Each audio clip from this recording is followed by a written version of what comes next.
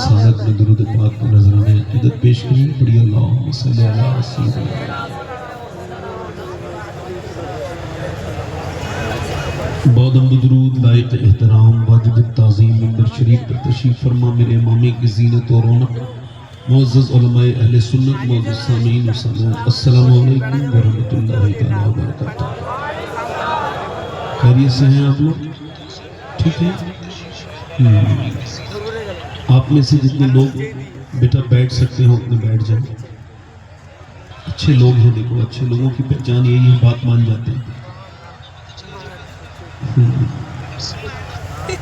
جن لوگوں کو بیٹھنے میں کوئی دقت ہو وہ نہ بیٹھے.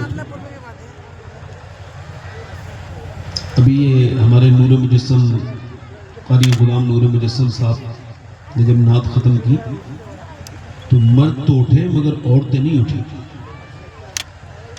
تو مرد بس ڈینگیں مارتا ہے. استقامت یہاں پر عورتوں میں زیادہ نظر آئی ہے. یہاں کی جو ہماری بہنیں ہیں انہوں نے دکھایا ہے کہ عورتوں میں مردوں سے زیادہ صبر پایا جاتا ہے. آپ لوگ شور شرابہ نہ کریں, مہربانی ہوگی تھوڑا سا ایکو کم کریں بھائی. مائک کریں. ادھر جو لوگ بات کر رہے ہیں ان سے گزارش ہے بات نہ کریں.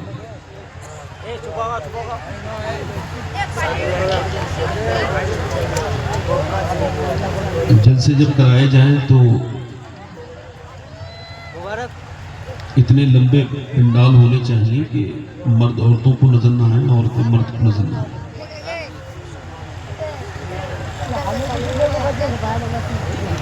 بڑا اچھا آپ سن رہے تھے مگر ایک دم ان کے ہٹتے ہی نور بھائی کے کچھ لوگ چلے گئے تو ان کے جانے سے کچھ نہیں ہوگا. نور بھائی نے بالکل ٹھیک کہا ہے. وہ لوگ جو گئے ہیں وہ محروم ہیں اور انہوں نے اس بات کو بتایا ہے کہ ہمارے دل جلسوں میں نہیں تھے. دل جلسے میں اور حضور کی محفل میں وہی آتا ہے جسے حضور بلاتے ہیں. اس کی بہت بڑی مثال یہ ہے, باہر جا کے دیکھو میلہ جو لگ رہا ہے وہاں کتنے لوگ گھوم رہے ہیں. آ تو گئے ہیں مگر یہاں بیٹھنے کی ان کو توفیق, جلدی بولو ہے ان کو توفیق. تو اس کا مطلب یہ ہے کہ وہ محروم ہیں. انہیں بد نصیب تو نہیں کہہ سکتا میں, چونکہ حضور مفتی اعظم ہند نے منع فرمایا. آپ فرماتے تھے کسی مسلمان کو بد نصیب نہ کہو. کیوں فرماتے تھے؟ اس وجہ سے کہ جس نے میرے نبی کا کلمہ پڑھ لیا ہو بد نصیب نہیں ہو سکتا ہے, مگر وہ کم نصیب ضرور ہیں یہ حضور کی محفل سے اٹھ کے چلے گئے. خیر نور بھائی نے بڑی اچھی نعت شریف پڑھی ہے. میں بھی سوچ رہا ہوں لگے ہاتھ 2-3 شعر پڑھ دوں تاکہ آپ تھوڑے سے میرے قریب آ جائیں.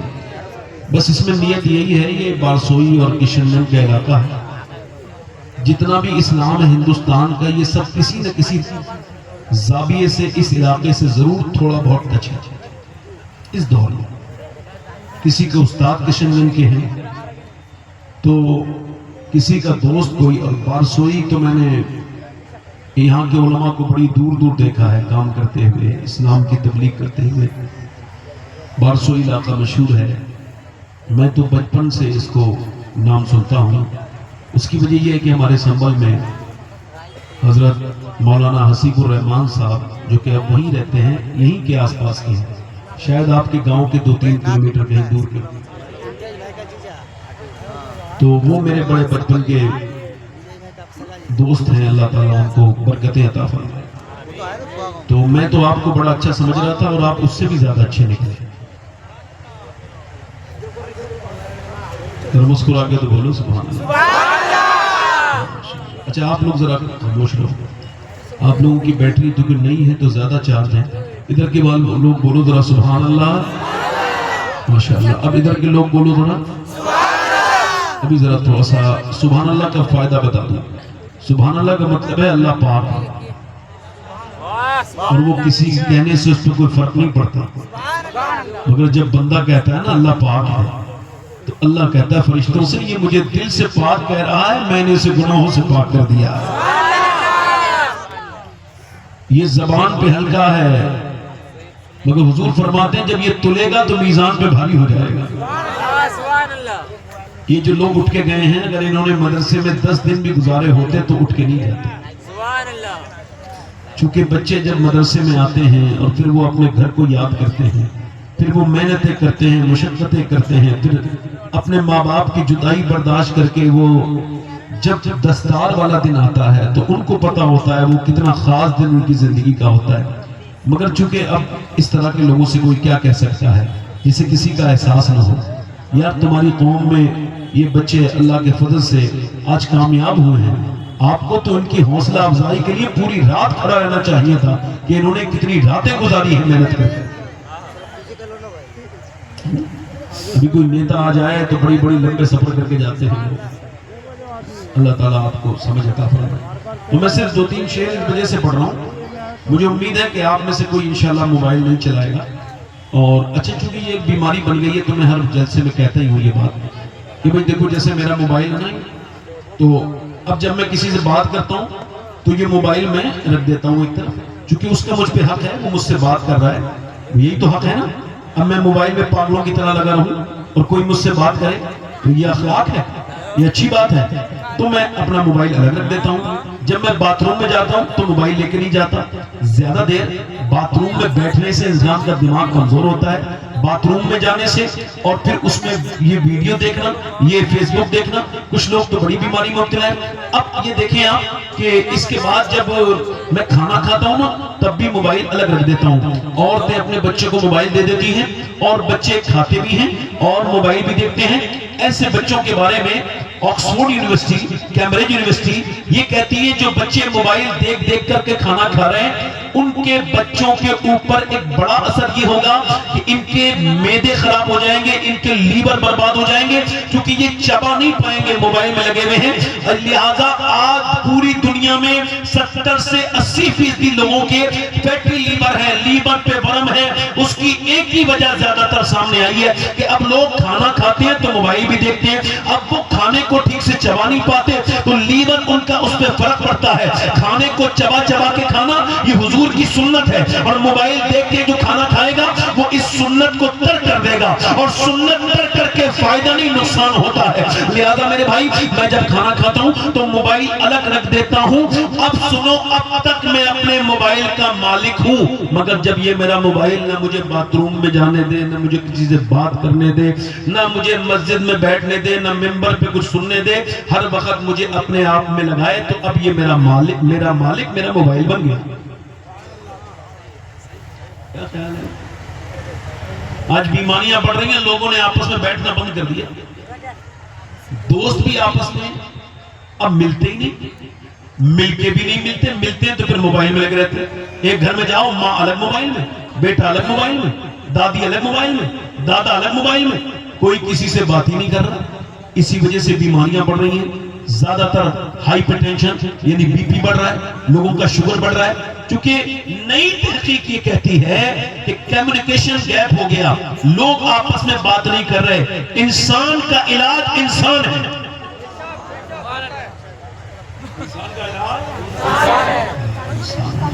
تو لہذا امید کرتا ہوں موبائل کو اپنا مالک نہیں بننے دو، احتیاط سے استعمال کرو۔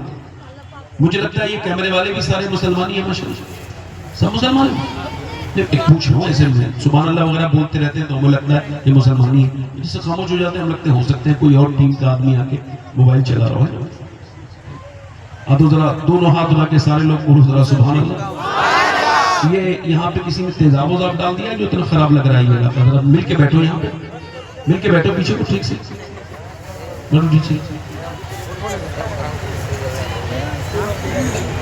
اب آپ کہیں تو 2-3 شعر پڑھ دوں، حالانکہ مجھے پڑھنا نہیں تھا۔ اچھا ایک بات اور، مجھے بیچ میں جب کوئی روکتا ہے تو تکلیف ہوتی ہے۔ مجھے کتنی دیر بولنا ہے؟ ٹھیک ٹھیک، اب اس سے پہلے کوئی مجھے بھی ڈسٹرب نہ کرے تو پڑھوں 2-3 شعر، آپ کا پڑھ دوں؟ زبان نبی سے کہنا جو مدینے کو تو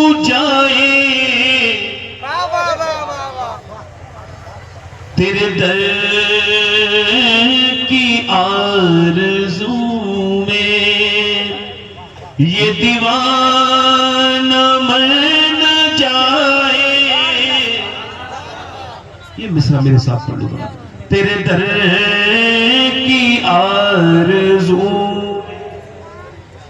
یہ دیوانہ مر نہ جائے.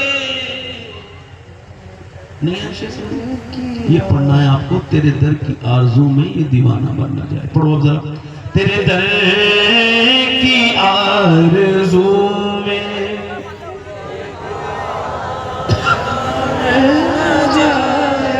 پیچھے سے آواز بھی آنے دو ایک بار. پھر اگلا شعر پڑھتا ہوں. پڑھو. تیرے در کی آرزو میں یہ دیوانہ مر نہ جائے. آواز جتنے لوگ ہیں اتنی آواز نہیں ہوئی. ایک مرتبہ سب لوگ فری ہو جائیں. ڈپریشن سے بچنا ہے فکر سے. تو ڈپریشن سے ناک بچاتی ہے. حضور کی ناک پڑتا ہے اسے ڈپریشن نہیں ہوتا. پڑھو ذرا. تیرے در کی آرزو میں یہ دیوانہ مر نہ جائے. اور تیرے غم میں کاش سرور میری زندگی یہ گزرے. آپ لوگ پڑھنے رہے ہیں. آپ لوگ تیرے غم میں کاش سرور میری زندگی یہ گزرے.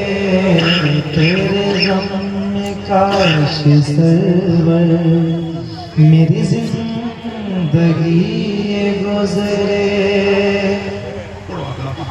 تیرے غم میں کاش سرور میری زندگی گزرے. تیرے غم میں کاش سرور میری زندگی گزرے. اور مجھے موت بھی جو آئے تیرے شہر ہی میں آئے. مجھے موت بھی جو آئے. اچھا ایک شعر سنو. سوچو تو کیسا ہوگا جذبہ ابو بکر کا. سوچو تو کیسا ہوگا جذبہ ابو بکر کا. کاندھوں پہ مصطفیٰ کو جو غار پہ چڑھائے. کاندھوں پہ مصطفیٰ کو جو غار پہ چڑھائے. اور سرکار کی نظر کا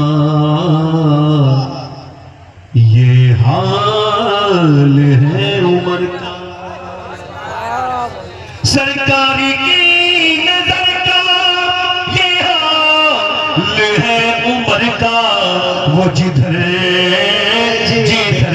سے گزرے شیطان بھاگ جائے. وہ جدھر سے گزرے شیطان بھاگ جائے. اور جسے مصطفیٰ دعا دے آبے دہن لگا دے. جسے مصطفیٰ دعا دے آبے دہن لگا دے. پھر شیر وہ خدا کا خیبر اکھاڑ آئے. پھر شیر وہ خدا کا خیبر اکھاڑ آئے. آخری شعر اسی شعر کے لیے میں نے اتنی محنت کی ہے. ہماری کافی بہنیں بیٹھی ہیں. عورتیں کہتی ہیں ہم نماز نہیں پڑھ پاتے, ہمیں وقت نہیں ملتا. صبح کا ناشتہ بناتے ہیں, دوپہر کا کھانا, شام کا کھانا, پھر جھاڑو بھی لگاتے ہیں, کپڑے بھی دھوتے ہیں. 10-15 منٹ ہمیں غیبت بھی کرنی ہوتی ہے تو نماز نہیں پڑھ پاتے. تو میری ایسی بہنوں کی نظر ہے یہ ایک شعر، اس کے بعد میں اپنی تقریر شروع کرتا ہوں۔ جن لوگوں کو بھی ممبر سے جانا ہو بڑی مہربانی کر کے تشریف لے جائیں، بیچ میں سے اگر آپ جائیں گے تو میں کچھ اگر کہہ دوں، حالانکہ میں دائرے میں رہ کر ہی کہوں گا تو آپ کو تکلیف نہیں ہونی چاہیے، کیونکہ میں پہلے کہہ رہا ہوں جنہیں جانا ہو وہ چلتے ہیں۔ ایک شعر سنیے، کیونکہ یہاں اٹھنے بیٹھنے کا ماحول ہو گیا تو میرا موڈ آتے ہی خراب ہو گیا۔ ایک آخری شعر سناتا ہوں۔ بیٹی وہ مصطفیٰ کی کتنی عظیم تر ہے، میرے مصطفیٰ کی بیٹی کتنی عظیم تر ہے، جو عشاء میں سر جھکائے اور فجر میں اٹھائے، جو عشاء میں سر جھکائے اور فجر میں اٹھائے۔ بس ایگو کم کرے بھائی، میں اپنی بات شروع کر رہا ہوں۔ دیکھو ایک دم دیکھو،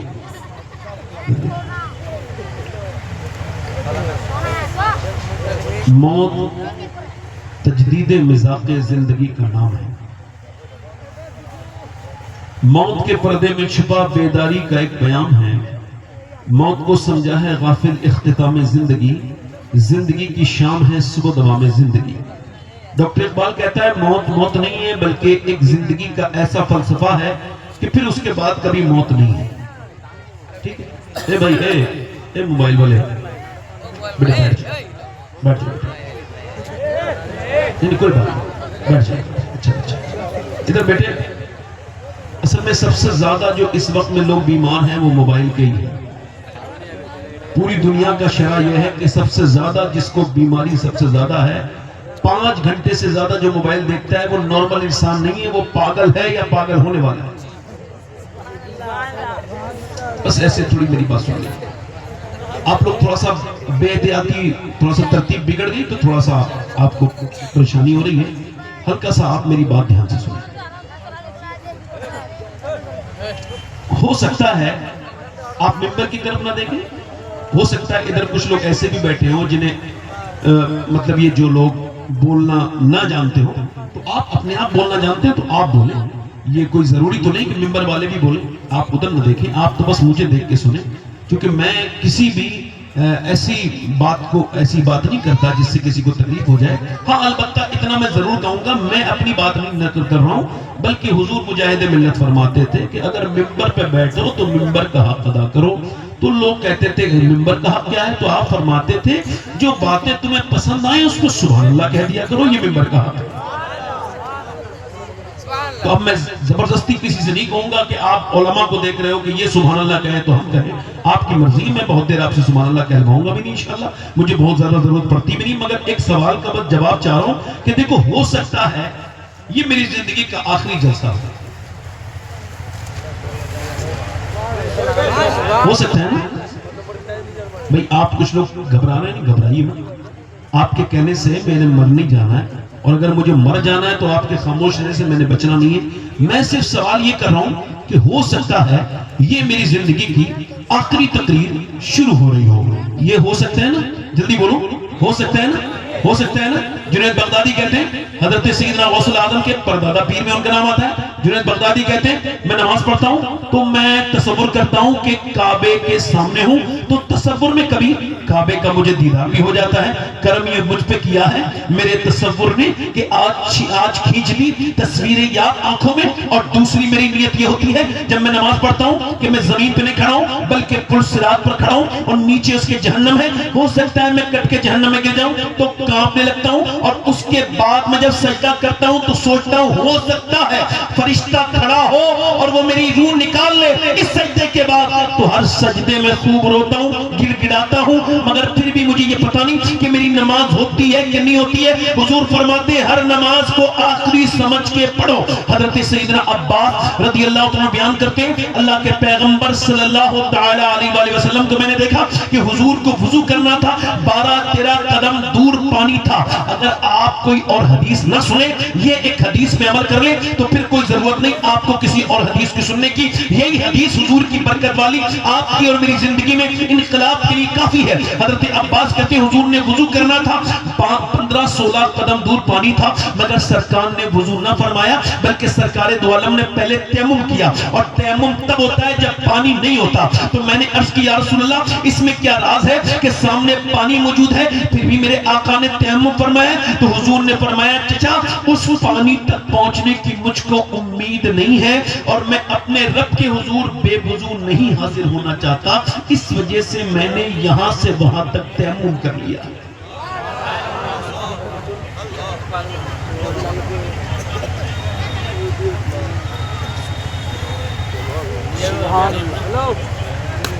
کتنا بھی دل لگا لے کوئی زندگی کے ساتھ، یہ زندگی وفا نہیں کرتی کسی کے ساتھ. آپ مجھے بتائیے حضور فرما رہے ہیں، حضور کو تو یہ بھی علم ہے میں کب مروں گا اور آپ کب مریں گے، مگر سرکار کیا فرما رہے ہیں مجھے اس پر کوئی بھروسہ نہیں. اچھا یہ میری زندگی کی آخری تقریر ہو سکتی ہے اگر، تو اس محفل میں ہو سکتا ہے کوئی ایسا اللہ کا بندہ آیا ہو جو آخری نصیحت سننے آیا ہو سکتا ہے نا.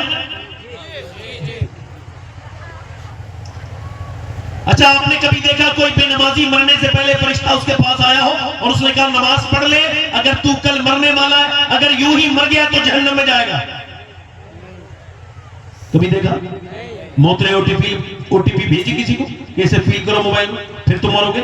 نہیں، موت نے آج تک کسی کو مہلت نہیں دی. آپ نے کبھی دیکھا کہ کوئی شرابی مرنے والا ہو؟ اللہ کے رسول فرماتے ہیں جب بے نمازی مرے گا اس کو اتنی پیاس لگے گی چاہے وہ کوئی بھی ہو، 7 سمندر کا پانی بھی پیے گا اس کی پیاس نہیں بجھے گی. جو اپنے رب کے سامنے جھکتا نہیں تھا، سجدہ نہیں کرتا تھا، اللہ کے پیغمبر کے غلاموں. اور حضور فرماتے ہیں جب وہ اٹھے گا قیامت کے دن تو فرعون کے ساتھ اٹھے گا، نمرود کے ساتھ اٹھے گا.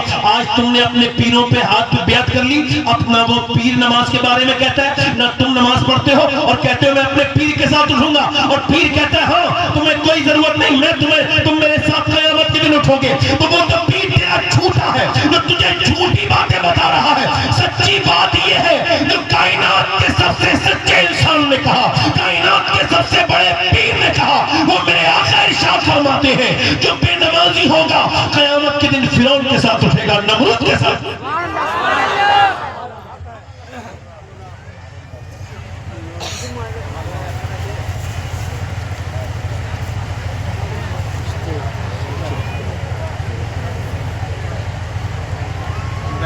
انسان بہت دنوں میں بنتا ہے. آپ دیکھو کچھ لوگ ہوتے ہیں چلتے پھرتے جانور، ان کو کوئی فرق نہیں پڑتا چاہے کوئی اپنے باپ کی موت کا درد بیان کرے ان کے سامنے، مگر وہ سنتے ہی نہیں. وہ چلتے پھرتے جانور ہوتے ہیں. ایک وہ جانور ہوتا ہے جو کہ بیٹھا ہوا جانور ہوتا ہے، ایک ہوتا ہے چلتا پھرتا جانور، وہ کسی کے بھی لات مار دے گا، کسی کو بھی گرا دے گا. ایسے ہی کچھ انسان بھی جانوروں کی مثل ہوتے ہیں، ان کو خبر ہی نہیں ہوتی میں کہاں بیٹھا ہوں، کس حال میں بیٹھا ہوں، مجھے یہاں سے کب. میں آپ سے بات کر رہا ہوں آج تک آپ نے دیکھا ہی نہیں ہوگا کسی بے نمازی کو کہ اس کو توبہ کی توفیق ملی ہو کہ وہ چلو ٹھیک ہے بھائی اب نماز پڑھ لو تو اس کے پاس کوئی میسج آیا. نہیں.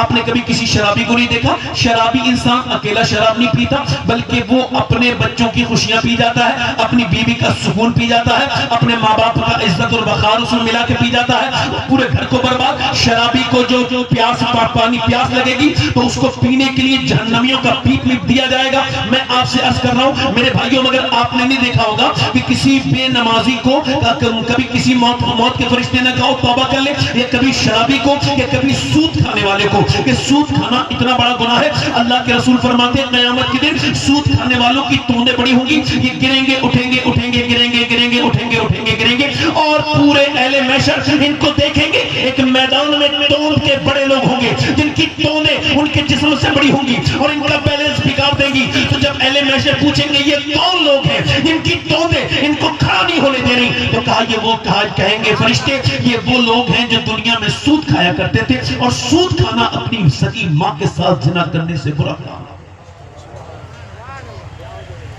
آج تک آپ نے دیکھا ہوگا کسی بے نمازی کو، کسی ایسے انسان کو.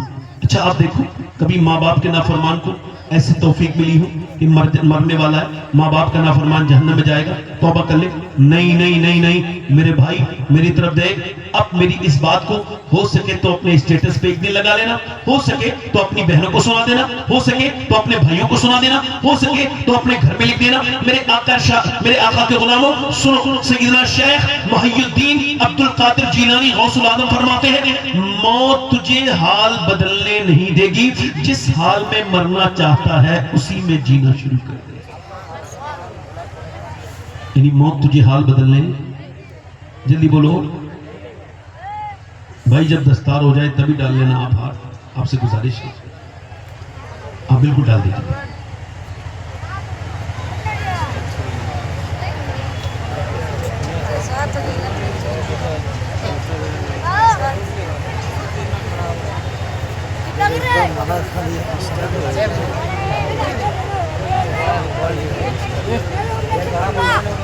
اور کوئی صاحب ہو تو ہاتھ ڈالنے آ جائیں. گزارش کر رہا ہوں، اور کوئی صاحب ہو تو آ جائے، بڑی مہربانی ہوگی. آپ نے ہنسنا سیکھا ہوگا جلسوں میں نا، کہے دیکھے ہوں گے جلسوں میں، مگر بھائی میں نے کبھی قرآن پڑھ کے کہتا نہیں لگاتے دیکھا کسی کو. میں نے کبھی حدیث پڑھنے کے بعد کسی کو ہنستے ہوئے نہیں دیکھا. یہ تو جو لوگ ہنساتے ہیں وہ حساب دیں گے قیامت کے دن کہ حضور کی محفل میں آنے والوں کو تم ہنسا رہے تھے، اور قیامت کے دن یہی لوگ تمہارا دامن پکڑیں گے کہ مالک اس کے سامنے ہم بیٹھے تھے، تو نے انہیں کرسی دی تھی، ہم نے اس کا احترام کیا تھا، اسے مولانا عالم سمجھ کے اس کی تقریر سنی تھی، مگر اس نے ہمارے دل کو برباد کیا. اس نے ہمیں تیرے بارے میں نہیں بتایا، تیرے محبوب کی شریعت کے بارے میں نہیں بتایا، بس اس نے ہنسایا اور چلا گیا. میں اسی وجہ سے، چونکہ میں مسلمان ہوں، مجھے مرنا ہے، اس وجہ سے میں اپنی تقریر میں کبھی ہنساتا وساتا نہیں ہوں اور بڑی سنجیدہ بات کرتا ہوں. اب آپ کی مرضی ہے، آپ آرام سے بیٹھے رہیں. اور میں نے کہتا نا آپ نے کچھ کہنا نہیں ہے، صرف مجھے سننا ہے. میں آپ سے پوچھتا ہوں، موت کبھی کسی کو مہلت دیتی ہے؟ کبھی دیکھا کبھی آپ نے موت کسی کو مہلت دیتی ہے؟ نہ دی ہے. اللہ کے رسول فرماتے ہیں کہ خود کو مردوں میں شمار کر لو.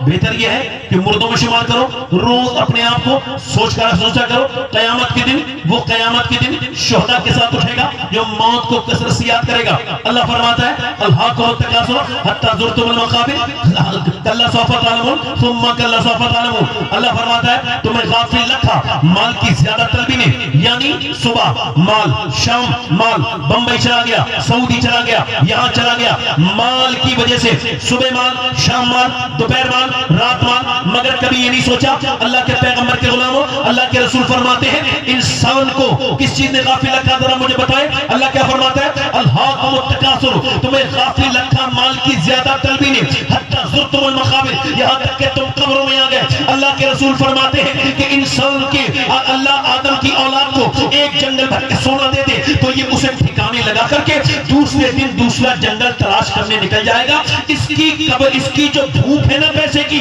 یہ قبر کی مٹی بھر سکتی ہے. حضور فرماتے ہیں انسان بوڑھا ہوتا ہے تو اس کے دو خواہشات اس کی جوان ہوتی ہیں، ایک خواہش اس کی جینے کی، دوسرا کمانے کی، پیسے کی تمنا. آپ دیکھیں کچھ لوگوں نے پیسہ کمایا اور مر گئے، بہت مال ہے ان کے پاس، ارے بہت پیسہ چھوڑ کے گئے ہیں مکھیا جی. پھر انہوں نے کیا کیا؟ انہوں نے بینکوں میں جمع کیا، انہوں نے پلاٹیں خریدی، انہوں نے کہا اپنا پیسہ بچانا ہے تو بینکوں میں جمع کرو، پلاٹ میں انویسٹ کرو. مگر میرے بھائی وہ پیسہ نہیں بچا. نہیں تیری غلطی ہے. تو یہ جو کہہ رہا ہے کہ یہ پیسہ بچ گیا، نہیں وہ نہیں بچا تیرا پیسہ کہ تو نے اپنی غریب بہن کو کچھ نہیں دیا، اپنا پیسہ بچایا. تیری غریب بہن پریشان رہی اور تو نے سمجھا یہ تیرا پیسہ بچ گیا، نہیں بچا. تو نے یہ سمجھا کہ تو اپنے غریب پریشان بھائی کو پیسے میں مدد نہ کی، حالانکہ تو کر سکتا تھا. تو نے اس کے آنسو نہیں پوچھے، تو نے اپنے پلاٹنگ میں پیسے خرچ کیے اور وہاں پہ انویسٹ کیے، تو نے اپنا پیسہ بچایا. پیسہ یہ نہیں بچا. اما عائشہ فرماتی حضور نے ایک بکری کو ذبح کروایا، پھر اس کو اللہ کی راہ میں بانٹ دیا، پھر تشریف لے کر کے آئے اور پوچھا عائشہ کیا بچا؟ ایک کٹوری میں کچھ بوٹیاں رکھی تھی. میں نے عرض کیا رسول اللہ یہ بچا ہے. حضور نے فرمایا بچا وہ نہیں ہے عائشہ جو کہ بچ گیا ہے، بلکہ بچا وہ ہے جو اللہ کی راہ میں چلا گیا ہے. یہ نہیں بچا جو تیرے پاس ہے، بچا وہ ہے جو غریبوں میں کھا لیا ہے. اس کا مطلب صاف ہے، پیسہ وہ نہیں بچا جس کی پلاٹیں اور زمینیں خریدی گئی، پیسہ وہ نہیں بچا جس کو میاں گیا، بلکہ پیسہ وہ بچا ہے جو غریبوں کے کام آ گیا ہے، یتیموں کے کام آ گیا ہے، مدرسوں کے کام آ گیا ہے، مسجدوں کے کام آ گیا ہے۔ لوگ کہتے ہیں کوئی پیسہ لے کے قبر میں نہیں جاتا، مگر میں کہتا ہوں یقیناً جاتا ہے اور جائے گا۔ وہ بندہ جو اللہ کی راہ میں لٹائے گا وہ بعد میں قبر میں جائے گا، اس کا پیسہ پہلے جائے گا، اس کا پیسہ جلدی بولو پیسے ہی بچ پہلے چلا جائے گا۔ مگر اللہ فرماتا ہے حتی زرتم المقابر، یہاں تک کہ تم نے قبروں کو دیکھ لیا۔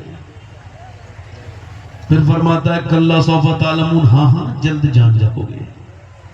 پھر فرماتا ہے ثم کلا سوف تعلمون، بات پھر وہی ہے مگر صرف ثم کے اضافے کے ساتھ فرماتا ہے ثم کلا سوف تعلمون، یعنی اس کا مطلب ہے پھر اللہ فرماتا ہے پھر ہاں جان جاؤ گے۔ پہلے فرماتا ہے ہاں جلد جان جاؤ گے، پھر ہاں جلد جان جاؤ گے، یعنی بتا رہا ہوں پھر سمجھا رہا ہوں۔ مولا علی سے پوچھا گیا کہ اللہ نے یہ 2 مرتبہ کیوں فرمایا جان جاؤ گے؟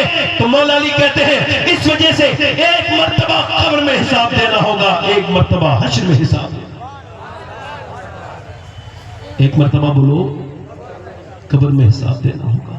موت مہلت انسان کو نہ عورتوں کو دے گی، نہ مردوں کو دے گی، نہ عالم کو دے گی، نہ جاہل کو دے گی، کسی کو مہلت نہیں دے گی۔ موت کسی کو مہلت نہیں دیتی، نہ دی ہے نہ کسی کو دے گی۔ بس جیسے ہی موت آئے گی تو تم بھی چلے جاؤ گے اور میں بھی۔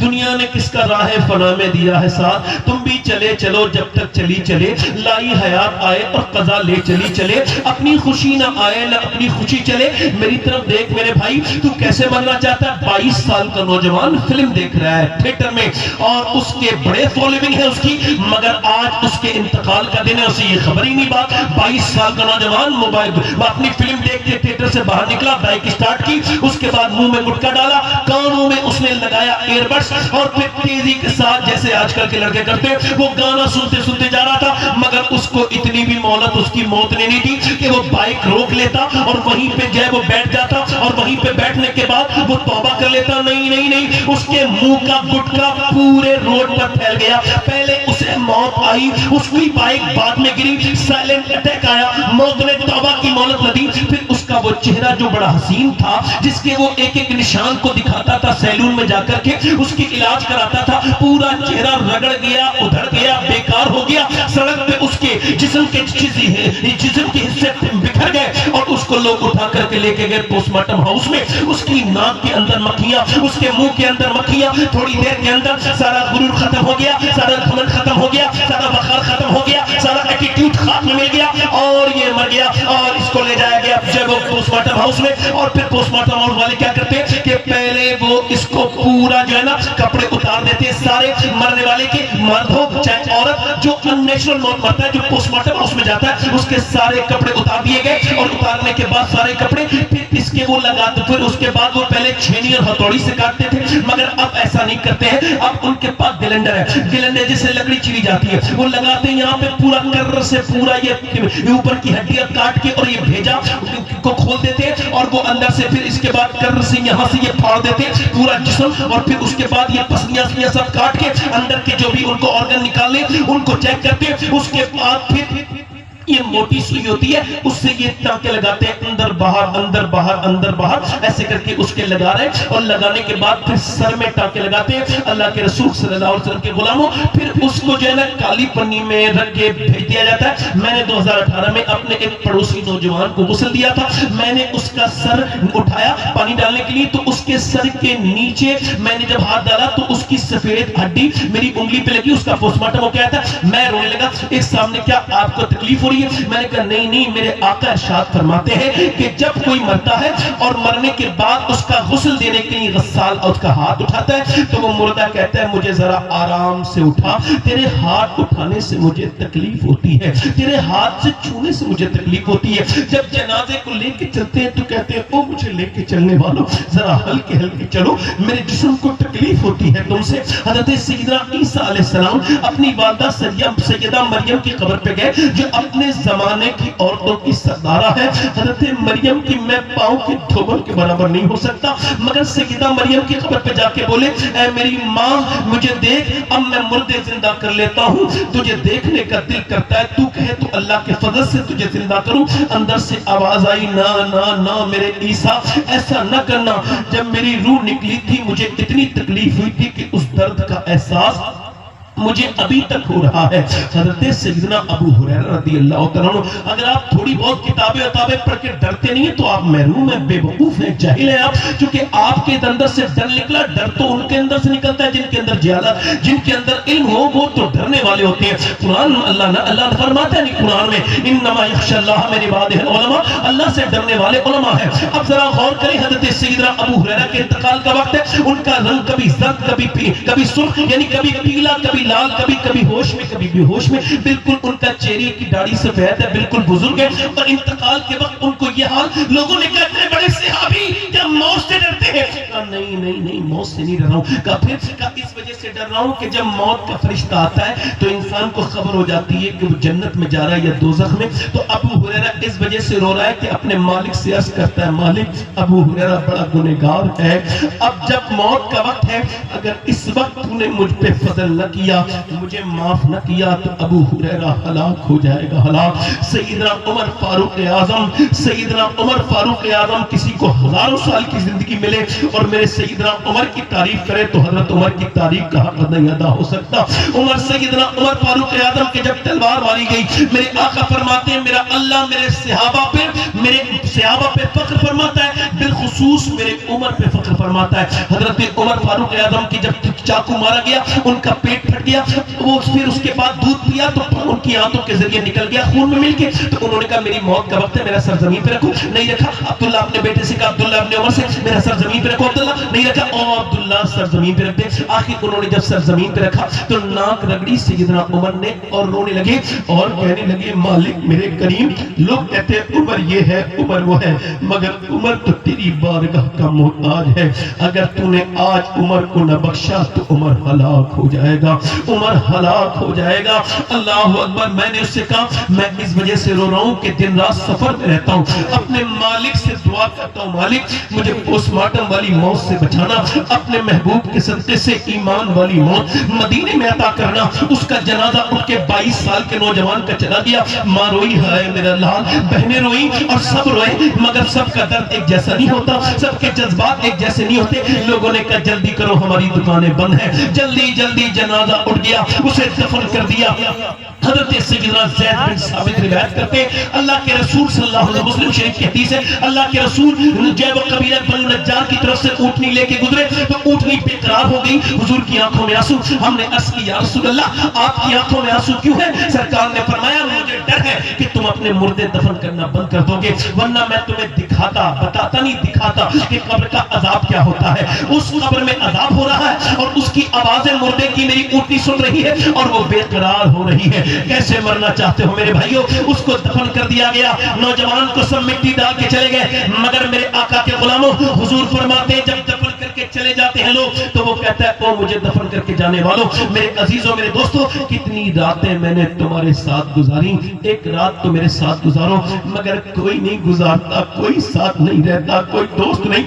سوال یہ ہے وہ جو نوجوان لڑکا فلم دیکھ کے مرا تھا گندی, جب اس قبر میں سرکار دو عالم تشریف لائے ہوں گے تو اس نے اپنی ان گندی آنکھوں سے حضور کو کیسے دیکھنے کی ہمت کی ہوگی جن آنکھوں سے وہ فلم دیکھ کے مرا تھا.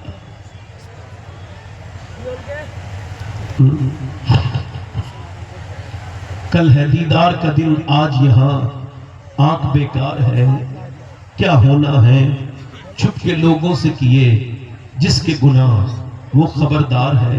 ادھر دیکھو وہ خبردار ہے, وہ خبردار ہے. مطلب کیا ہے؟ تیرے موبائل پہ کوئی ایسا آج تک ویڈیو نہیں چلا جسے تیرے رب کے علم میں نہ ہو, جو تیرے رب نے نہ دیکھا ہو. کوئی مچھلی کسی بھی سمندر میں ایسی بھوکی نہیں ہوئی اس کی بھوک کا علم میرے رب کو نہ ہو. سنو, یہ جو تقریر کر رہا ہے اس کی نیت بھی رب جانتا ہے, سن رہے ہیں ان کی نیت بھی جانتا ہے. جو میری تقریر پہ دھیان دے رہے ہیں وہ بھی مریں گے, جو نہیں دے رہے ہیں وہ بھی مریں گے، جو تقریر کر رہا ہے وہ بھی مرے گا، جو سن رہے ہیں وہ بھی مریں گے، کوئی نہیں بچے گا۔ مولا علی کہتے ہیں تو موت کو یاد کر پھر بھی مرے گا، نہیں یاد کرے گا پھر بھی مرے گا۔ ہاں اگر یاد کر کے مرے گا تو آسانی سے مرے گا، اور اگر یاد نہیں کرے گا تو بڑی سخت موت آئے گی۔ میری طرف دیکھو کیسے مرنا چاہتے ہو۔ حضرت سیدنا ایسے توجہ کرو، حضرت سیدنا جنید بغدادی کا مرید مرنے والا ہے، آپ سورہ یاسین پڑھ رہے، اس نے کہا نفرت ہے مجھے قرآن سے، بند کرو، سب پورا مجمع کہو، عورتیں مرد سب، عورتیں ہلکے سے کہیں اور مرد زور سے کہیں معاذ اللہ، معاذ اللہ۔ اس نے کہا قرآن سے نفرت ہے مجھے، بند کرو قرآن۔ آپ نے تھوڑی دیر کے بعد ڈرتے ڈرتے فرمایا بیٹے قرآن کلمہ پڑھو کلمہ۔ اس نے کہا کلمے سے نفرت ہے، مر گیا انہی الفاظ کے ساتھ۔ غوث العالم کے پردہ پیر کا مرید تھا، مر گیا، اور مرنے کے بعد 40 دن تک لگاتار حضرت جنید بغدادی روتے رہے، روتے روتے روتے روتے روتے انہوں نے 40 دن کے بعد دیکھا اسے فرشتے گھسیٹ کے جہنم میں لے کے جا رہے ہیں۔ اس سے پوچھا یہ بتا تجھے کون سا گناہ جہنم میں لے گیا، تیرا ایمان چھن گیا، تو بے ایمان ہو کے مرا؟ اللہ حضور 3 گناہ کرتا تھا جو اللہ کو علم میں تھے، آپ نہیں جانتے تھے۔ میرا پہلا گناہ یہ تھا میں نماز کبھی کبھی چھوڑ دیتا تھا، دوسرا میرا گناہ یہ تھا کہ اپنے دوستوں کے ساتھ کبھی کبھی میں شراب پی لیا کرتا تھا، اور تیسرا گناہ یہ تھا کہ میری آنکھیں پاک نہیں تھیں، میں کتنی لڑکیوں کو بری نظر سے دیکھتا تھا۔ آج جلسوں میں آ کر کے فیشنیبل لڑکیوں کو اور دیکھنے والوں کہیں ایسا تو نہیں کہ تمہارے دل برباد ہو چکے ہیں؟ وہ کہنے لگا حضور میں برباد ہو گیا، ہمیشہ کے لیے جہنم میں رہوں گا، مجھے اب کوئی شفاعت میری نہیں کر سکتا، میرا ایمان چھن گیا۔ اوے میرے بھائیوں کیسے مرنا چاہتے ہو؟ ایسے مرنا چاہتے ہو کہ لوگ تمہیں کلمہ یاد دلائے پھر بھی نہیں پڑھ پاؤ؟ بولو کیسے مرنا چاہتے ہو؟ کیا کیسے مرنا چاہتے ہو؟ ایسے کہ تمہیں لوگ کلمہ یاد دلا رہے ہو، تم نے کلمہ پڑھا کتنا؟ کلمے پہ سب مرنا چاہتے، مگر کلمہ پڑھتے پڑھتے سوتے کتنے لوگ ہیں؟ جو سوئے گا کلمہ پڑھتے پڑھتے وہی تو مرے گا کلمہ پڑھتے پڑھتے، اور جو کلمہ پڑھتے نہیں گانا سنتے سنتے سو رہا ہے، فلم دیکھتے دیکھتے سن رہا ہے، گالی دیتے دیتے سن رہا ہے، عشاء کی بغیر نماز پڑھے سو رہا ہے، کہیں ایسا تو نہیں کہ وہ بے ایمان ہو کے مرے؟ کہیں ایسا تو نہیں اس کا اللہ اس کا ایمان چھین لے؟ ایسا تو نہیں کہ وہ برباد ہو کے مرے؟ میں سب سے پوچھنا چاہتا ہوں، مجھے آپ سب لوگ بتاؤ کیسے مرنا چاہتے ہو؟ ارے تمہیں تو غصہ آتا ہے کہ جب کوئی تمہیں پریشانی ہوتی ہے تو تم تو گالی دیتے ہو، جب تمہیں کوئی تکلیف ہوتی ہے تو کہیں ایسا تو نہیں کہ موت کے وقت الٹی سیدھی باتیں کرو؟ نہیں نہیں نہیں میرے بھائی، ایسے نہ مرنا کہ لوگ تجھے کلمہ یاد دلائیں، بلکہ ایسے مرنا کہ تو جب مرے تو جنہیں کلمہ یاد نہ ہو تو ان کو کلمہ یاد دلا کے چلا جائے۔ کیسے؟ ایسے کہ بریلی کے 92 سال کے بزرگ ہیں، وہ دنیا سے جانے والے ہیں، انہوں نے مغرب کے بعد ان پہ تشریف طاری ہوگی، مغرب کی نماز پڑھ کے جب رات کے 12 بجے ان کی آنکھ کھلی تو انہوں نے پوچھا یہ بتاؤ کیا میں نے نماز پڑھی ہے؟ مریدوں نے کہا نہیں حضور آپ نے مغرب کی نماز پڑھی تھی مگر عشاء کی نہیں پڑھی ہے۔ کہا مجھے کھڑا کرو، 92 سال کی عمر کھڑا نہیں ہوا جاتا، مگر وضو کروایا، جیسے جیسے وضو کروایا اس کے بعد کہا مجھے کھڑا کرو، بڑی مشکل سے کھڑے ہوئے، پھر کہا لوگوں نے حضور بیٹھ کے نماز پڑھ لے، فرمانے لگے میں نے اپنی زندگی میں کبھی بیٹھ کے نماز نہیں پڑھی تو آج میں بیٹھ کے کیسے نماز پڑھوں گا، مجھے کھڑا کر دو۔ کھڑے ہو گئے، اور جب تک کھڑے ہونے کی دیر تھی اور جیسے ہی کھڑے ہوئے ہیں نہ جانے کہاں سے طاقت آ گئی، نہ کہاں سے باب، جیسے ہی کہا اللہ اکبر ویسے ہی طاقت آ گئی، پھر آرام سے قیام کیا، آرام سے رکوع کیا، نہ جانے کون سی طاقت تھی، آرام سے رکوع، آرام سے سجدہ، آرام سے جلسہ، میں آرام سے 40 منٹ اپنی زندگی کی آخری نماز پڑھی اور اس کے بعد لیٹ گئے اور لوگوں سے کہا لوگوں اگر میں نے تمہارا دل دکھایا ہو تو مجھے معاف کر دینا، میں دنیا سے جا رہا ہوں۔ شیخ سعدی نے کہا تھا جب تو دنیا میں آیا تھا تو لوگ مسکرا رہے تھے اور تو رو رہا تھا، مگر جائے تو ایسے جانا کہ لوگ رو رہے ہو مگر تیرے چہرے پہ مسکراہٹ ہو۔ میاں اس بزرگ نے کہا لوگوں میں نے تمہارا دل دکھایا تو مجھے معاف کرو، پڑھو کلمہ، سب نے کلمہ پڑھا، اس بزرگ نے بھی کلمہ پڑھا، یہ گئے وہ گئے مگر دنیا کو بتا کے چلے گئے دیکھو مجھے کسی نے کلمہ یاد نہیں دلایا ہے بلکہ میں بھولے ہوں کو کلمہ یاد دلا کے جا رہا ہوں۔ لوگ رو رہے ہیں، ان کے چہرے پر ہنسی ظاہر ہو رہی ہے، مسکراہٹ ظاہر ہو رہی ہے، اس عظیم ہستی کا نام مصطفیٰ رضا مفتی اعظم ہند شہزادہ اعلیٰ حضرت تھا۔ اسی نے کہا تھا میرے اعمال کا بدلہ تو جہنم ہی تھا، میں تو چاہتا مجھے سرکار لے جانے نہ دیا۔ کیسے مرنا چاہتے ہو؟ ان کو بھائی کو نکلنے دو۔ بھائی کہاں جا رہے ہو؟ اے بھائی کہاں جا رہے ہو؟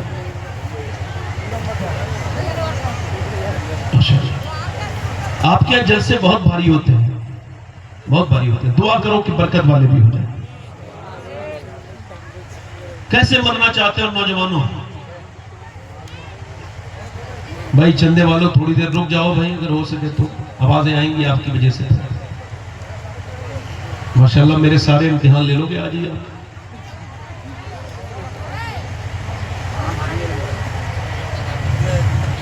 اصل میں تقریر میں تو کرتا ہی ہوں، مگر سننے والے اچھے ہوں تو انسان اور اچھی تقریر کرتا ہے.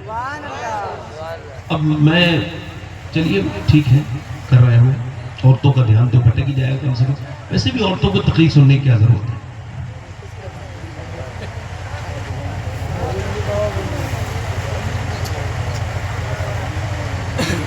ہماری بہنوں سے گزارش ہے آپ چندہ دے دیں اللہ رسول کے لیے، جو بھی آپ کو دینا ہو مدرسے کے لیے. جب مسلمان لڑکیاں 5 اور 6 سال کی بچیاں جب ڈی جے کی تھاپ پر تھرکنے لگے،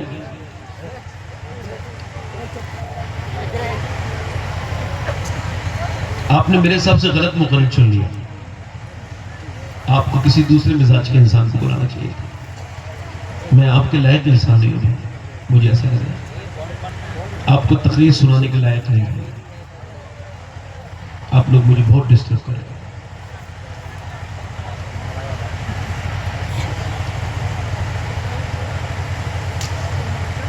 جب 6 سال کی 5 سال کی بچیاں جینز پینٹ اس کی مائیں ان کو پہنائیں اور وہ پہننے لگے، تو سوال یہ ہے کیا وہ بچیاں کبھی نیک اولاد دنیا کو دے سکتی ہیں؟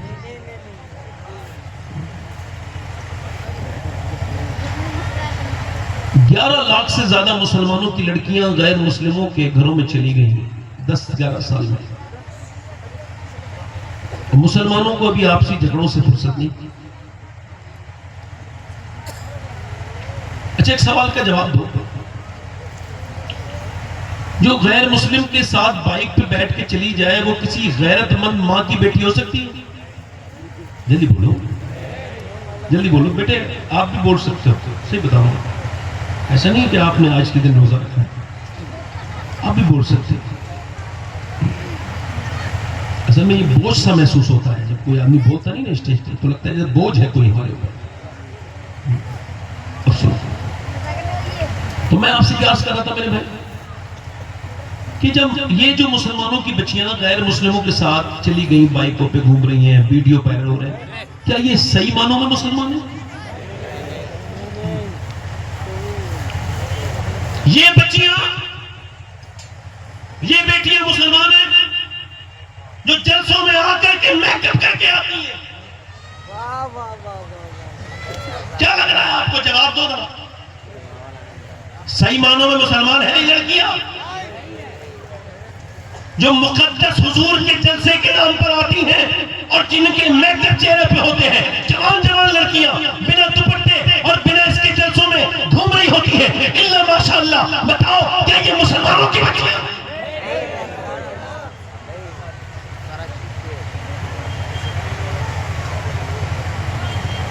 اگر یہ مسلمانوں کی بچیاں ہیں تو پھر وہ کون ہیں جن کے بارے میں بات بتانے لگا ہوں؟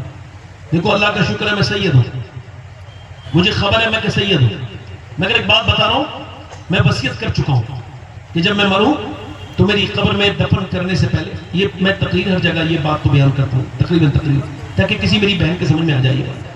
میں یہ وصیت کر چکا ہوں کہ جب میں مروں تو میری قبر میں دفن کرنے سے پہلے فلسطینی لڑکیوں میں سے ایک کا جوتا میرے سینے پہ رکھ دیا جائے تاکہ اللہ مجھے بخش دے.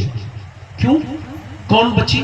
جنہوں نے یہ بیان دیا ہے وہ بچی کہ جب ہم رات کو سوتے ہیں تو پہلے قرآن پڑھتے ہیں پھر برقع اوڑھ کے سو جاتے ہیں.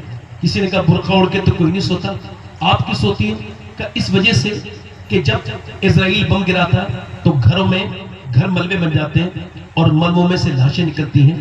میں یہ سوچ کے برقع اوڑھ کے سوتے ہیں ہم لوگ کہ جب صبح کو ہماری لاش نکلے تو پردے میں ہونی چاہیے، بے پردہ نہیں ہونی چاہیے، تاکہ قیامت کے دن آمنہ کے لال سے ملاقات ہو تو ہم عرض کر دیں اے اللہ کے رسول، ہمارے بچے بھوک سے مر گئے اور انہیں کھانے نہیں ملے اور ان کو بریڈ تک نہیں ملے.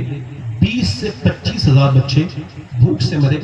ہمارے جوانوں کو ان کو کفن نہیں ملے، مگر ایک بھی لڑکی نے ایسا نہیں کیا کہ کسی یہودی کا ہاتھ پکڑ کے کہا ہو چل میں تیرے ساتھ چل رہی ہوں، میری جان بچا لے.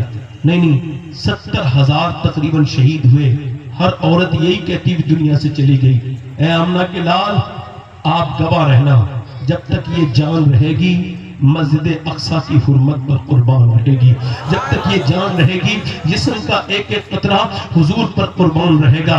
آپ کی بیٹی کا طریقہ ہم سے چھوٹنے والا نہیں ہے. سیدہ امی عائشہ صدیقہ کا دامن ہم سے چھوٹنے والا نہیں ہے. سیدہ خدیجۃ الکبریٰ کا دامن ہم سے چھوٹنے والا نہیں ہے. ہماری بیٹیاں تو چھوڑ چکی ہیں، ہماری بیٹیاں تو چھوڑ چکی ہیں. سیدنا مولا علی کہتے ہیں ایک ہمارے یہاں شادیاں ہیں، ایک ہمارے یہاں فنکشن ہے، ہم نے تو جلسوں تک کو بھی معاذ اللہ عورتیں اور مردوں کے معاذ اللہ بے پردہ اور گھومنے کی عورتوں کی ایک نئی روش پیدا کر دی. بلکہ وہ حضور کے گھر کی شادی تھی، اللہ کے پیغمبر کے گھر کی شادی تھی، جس شادی کے صدقے میں آج ہمارے گھروں میں شادیاں ہو رہی ہیں. اللہ کا کرم ہے، حضور کے گھر میں جو اللہ کے فضل سے شادی ہوئی ہے، ایسی شادی نبیوں کے بعد نہ تو کسی کی ہوئی ہے نہ کسی کی ہوگی. اللہ نے اتنا حسین جوڑا نبیوں کے بعد نہ تو بنایا ہے نہ قیامت تک بنائے گا جیسے علی اور فاطمہ کا. سیدنا علی کہتے ہیں میری شادی ہوئی، فرماتے جب میری شادی ہوئی تو میں نے اپنی دلہن کو دیکھا اور دلہن کو دیکھ کے میں اپنی رونے لگا. میری بہنیں سنی تو جب انہوں نے کہا کہ آپ روتے کیوں، کیا آپ کو میرے ساتھ شادی پسند نہ تھی؟ میں نے کہا نہیں فاطمہ، بات یہ ہے کہ مجھے آپ کی عظمت کو دیکھ کر، آپ کے حلم اور بردباری کو دیکھ کر رونا آ رہا ہے. کیا مطلب کہ جب کوئی دلہن لڑکی شادی دلہن بنتی ہے تو اس کے دل میں ارمان ہوتا ہے کہ جب وہ دلہن بنے تو ایک دو جوڑی نئے کپڑے پہن لے. میں دیکھ رہا ہوں آپ دونوں عالم کے مالک و مختار کی بیٹی ہیں اور آپ کے چہرے پہ کوئی شکن نہیں، زبان پہ کوئی شکوہ نہیں، اور آپ کو اللہ نے کتنا عظیم بنایا ہے کہ جس کپڑے میں دلہن بن کے آئی ہیں اس میں 17 پیمر لگے ہوئے ہیں اور آپ کے چہرے پر کوئی غم نہیں. سیدنا علی کہتے ہیں وہ آگے بڑھی، میرا ہاتھ پکڑا اور کہا اے میرے سرتاج، آپ بالکل بھی دل تھوڑا نہ کریں. میرے ابا نے مجھے رخصت فرمایا تھا تو کہہ دیا تھا، بچپن سے سمجھایا فاطمہ اللہ کپڑوں سے راضی نہیں ہوتا، اللہ سجدوں سے راضی ہوتا ہے.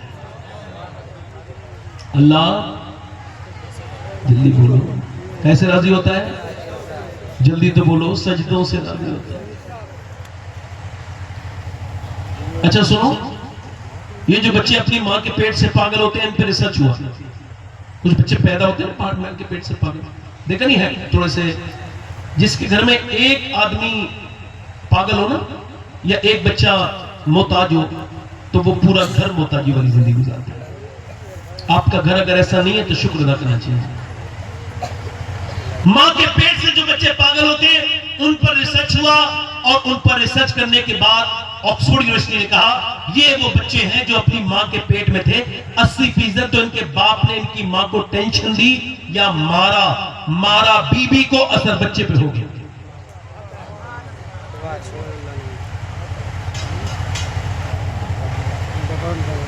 عورت جب جاتی ہے میڈیکل کے پاس میڈیسن لینے، ڈاکٹر کے پاس، پریگننٹ مومنٹ میں، حالت حمل میں، گربھ اوستھا میں، تو ڈاکٹر کہتا ہے یہ کھانا یہ نہیں کھانا، یہ کھاؤ گی تو یہ اثر ہوگا، یہ کھاؤ گی تو یہ اثر ہوگا.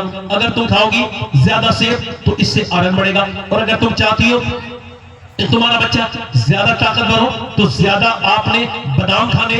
اچھا دیکھیں بادام کھانے، اور اگر چاہتی ہو وٹامن سی بڑھے تو وٹامن سی کے لیے لیمو سنترا پینا، اور تم کو جو ہے وہ چاہتی ہو اگر بچے کے اندر وٹامن ڈی بڑھے تو زیادہ دھوپ میں بیٹھنا حالت حمل میں اور زیادہ امرود کا استعمال کرنا. اب مجھے آپ ایک بات دل پہ ہاتھ رکھ کے بتاؤ میرے بھائیوں کہ جب اللہ کا دل بنایا ہوا سیب سنترا انار امرود اگر ماں کھائے تو بچے پہ اثر ہو جائے تو کیا ماں اللہ کا قرآن پڑھے گی تو بچے پہ اثر نہیں ہوگا؟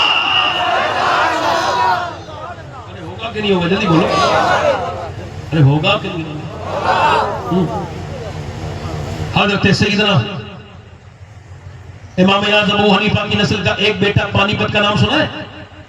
پانی پت کرنال جانتے ہو، دلی سے 80 کلومیٹر دور ایک بچہ پیدا ہوا، 1 دن رویا، 2 دن رویا، 3 دن رویا، 4 دن رویا، 5 دن رویا، 6 دن رویا، 7 دن رویا، 8 دن رویا، 9 دن رویا، 1 حکیم، 2 حکیم، 3 حکیم، حکیم پہ حکیم بدلا مگر بچہ ٹھیک نہیں ہوا۔ 1 مہینے کے بعد اس روتے ہوئے بچے گھر کے قریب سے حضرت فخر الدین بہاؤالدین زکریا ملتانی کے نماز گزر کے نکلے۔ انہوں نے جب اپنے اس بچے کو روتے دیکھا تو مریدوں سے کہا یہ بچہ رو نہیں رہا ہے بلکہ اللہ کی حمد بیان کر رہا ہے۔ مریدوں نے کہا کیسے؟ کہا وہ دکھاتا ہوں۔ دروازے پہ گئے، جا کر کے بولے کیا یہ بچہ رو رہا ہے، اس کا کوئی ہے؟ تو والد وہاں نکل کے آئے، جی آپ کا بچہ رو رہا ہے، جی مبارک ہو آپ کو، یہ رونے والا بچہ اللہ کا ولی ہے۔ کہا تمہارا دماغ ٹھیک ہے؟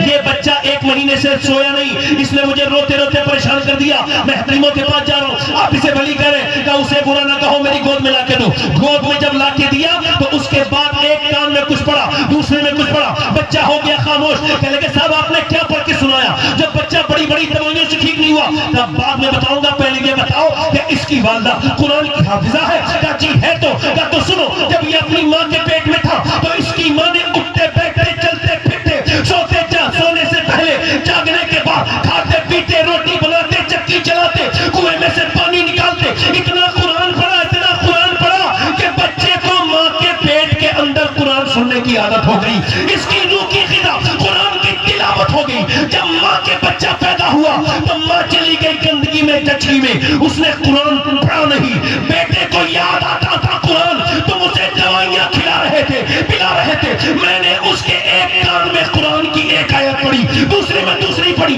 بچہ خاموش ہو گیا۔ اس بچے کا نام شرف الدین بو علی شاہ قلندر پانی پتی ہے۔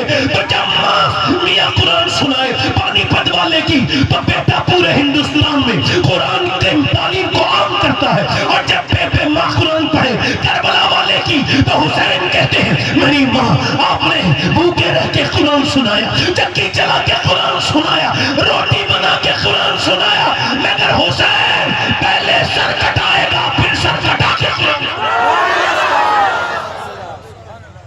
جلدی بولو، دل لگا کے بولو، مسکرا کے بولو۔ آج تو قرآن ختم ہو گیا، ہمارے یہاں کب قرآن؟ جو پڑھے لکھ کے لوگ ہیں وہ تک نہیں پڑھتے قرآن، اور تو چھوڑو فیس بک دیکھتے ہیں 3 گھنٹہ اس کے خلاف لکھیں گے اس کے خلاف لکھیں گے، مگر ان محروم لوگوں کو قرآن پڑھنے کی توفیق نہیں ہوتی۔ بولو ادھر دیکھو، بیٹا خاموش ہو جاؤ، ہاتھ جوڑ، آپ کے جوتے میرے سر پر، آپ کی نالین میرے سر کا تاج، میرے بیٹے خاموش ہو جاؤ، میں آپ کا نوکر ہوں، غلام ہوں، مجھ پر رحم کرو۔ توجہ ہے کہ نہیں آپ کی؟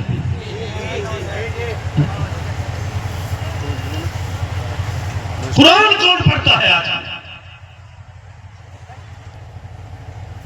ایک آدمی آیا امام حسن بصری کے پاس، سب سے مضبوط حافظ قرآن، پورے بصرہ میں اس سے زیادہ مضبوط حافظ قرآن کوئی نہیں۔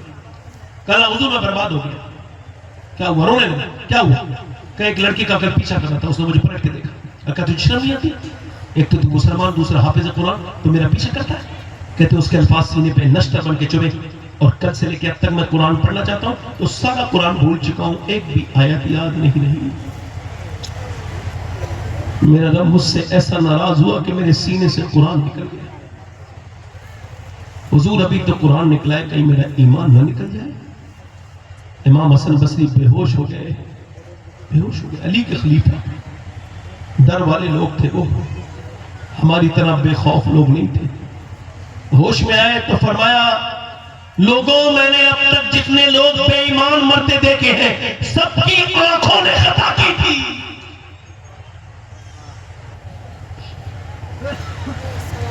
یا الہی رنگ لائے جب میری بے باکیاں، ان کی نیچی نیچی نظروں کی حیا کا ساتھ ہو۔ اسے لے گئے اپنے ساتھ حضرت حسن بصری منا، اور حج میں لے جا کے منا میں دعا کی، تب اس کا قرآن واپس ہوا۔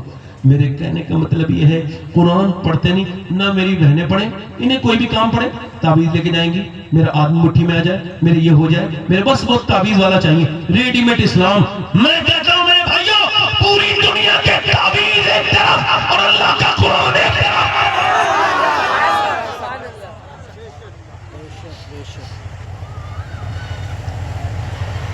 نتیش کمار اگر کسی लड़की के सर से दुपट्टा हटा दे तो बड़ा गुस्सा आता है तुमको।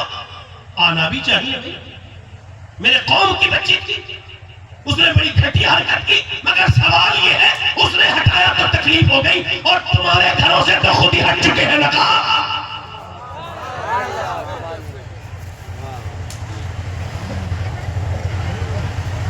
तुम्हारी जो शादियों में औरतें आवारा घूम रही हैं, इनके जिस्मों पे जो लिबास है वो बिल्कुल ओरियानियत से भरे हुए, तब तुम्हें गुस्सा नहीं आता।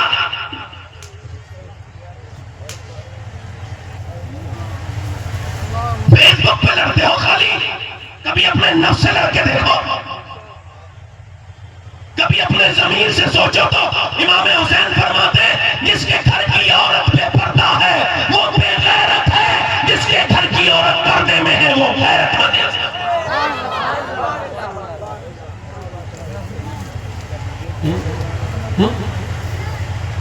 आपसे लड़ाइयों से फुर्सत मिले तब करो ना, तब सोचो ना। इस कुरान पढ़ता है कोई? ये बताओ कोई ऐसी बीमारी है जिसकी शिफा कुरान में ना हो? हज़रत इब्न अब्बास कहते हैं रूहानी कोई ऐसी बीमारी नहीं, जिस्मानी कोई ऐसी बीमारी नहीं जिसकी शिफा अल्लाह ने कुरान में ना रखी। अल्लाह के रसूल फरमाते हैं अल्लाह को सबसे प्यारी आवाज कुरान पढ़ने वाले की लगती है।